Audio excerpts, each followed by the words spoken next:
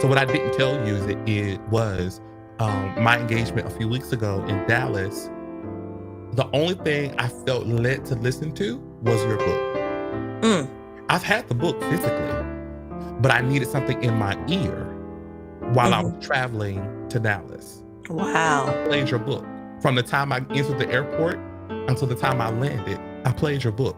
I just let it get in me. I said, I may not be able to comprehend everything right now, but I need it to subconsciously get in me. Let me say this, and I want to make sure I'm very clear. You help me, and you're helping me embrace the full picture as it develops even into this new phase and this new space that I'm in. You're helping, you're giving me verbiage and articulation that helps me. So I ended up bumping into the Global Call to Marketplace book. And I said, okay, I'm going to read this. You know, I had been following you, Apostle Dwann, for years. But again, it was, oh, I like her.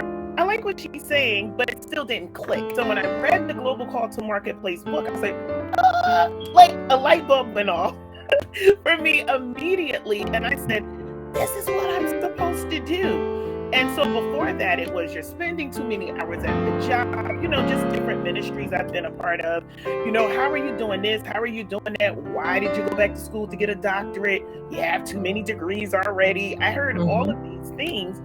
And once I read the book, it opened my eyes to what God wanted me to do.